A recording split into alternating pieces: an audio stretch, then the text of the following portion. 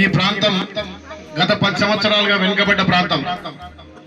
మీరు గత 10 రోజులుగా చూస్తున్నారు, ఎన్నో వేల కోట్ల కొద్ది నిధులతోటి మేము ప్రాజెక్టులు కట్టినాం. ఈ ఇక్కడ ఈ ప్రాంతాన్ని సస్యశ్యామలం చేస్తున్నటువంటి గత 10 ఏళ్ల పాలకుల్లో కనీసం ఏ ఒక్క రోజు కూడా గోదావరి నీళ్లు మనకు రాలే.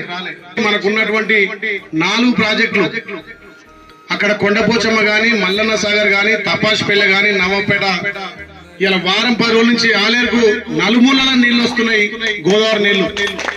అంటే ఇది తెచ్చిందంటే మీ అందరి ప్రేమ, అభిమానం, మీ సహకారం ఉంది కాబట్టి, నేను ఎమ్మెల్యే గెలిచా కాబట్టి ఇవాళ మన ప్రభుత్వం 4 ప్రాజెక్టుల నుంచి ఆలేరుకు వస్తున్న నీళ్లు ఇవాళ మీ ఊరు కూడా దాటి ఉంటుంది. ఆల్రెడీ చెక్ డ్యామ్ దాటి, కొలంపేక దాటి, ఆలేరు కూడా దాటినాయి గోదావరి నద్యాలు. అసలు గోదావరి నీళ్ళు అంటే మనకి ఎన్నడూ తెలియదు. ఇంకా చాలా మంది ఏమనుకుంటారంటే వర్షాలు పడ్డే మా వాగు పోతుంది అనుకుంటున్నారు. ఈసారి వర్షాలు మనకు లేవు, అయినా మన వాగు బారుతుందంటే మన గౌరవ ముఖ్యమంత్రి రేవంత్ రెడ్డి గారి నాయకత్వాన ఇరిగేషన్ శాఖ మంత్రులు ఉత్తమ్ కుమార్ రెడ్డి గారు, కోమటిరెడ్డి వెంకరెడ్డి గారి సహకారంతో మా ఆలేరు వెనుకబడ్డది. గత 10 ఏళ్లుగా సుక్క నీళ్లు కూడా మేము గోదావరి జలాలు రాలేదు.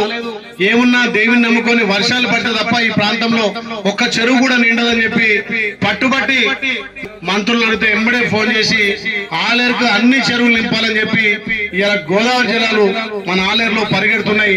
ఇదంతా కూడా మీ కష్టం, మీ శ్రమ, మీరు చేసినటువంటి అభిమానమే అని చెప్పి చెప్పక తప్పదు. కాబట్టి తప్పకుండా నీళ్లతో పాటు నిధులు కూడా తెచ్చి ఈ ఆలయాన్ని అన్ని విధాలు అభివృద్ధి చేస్తారని మాటిస్తూ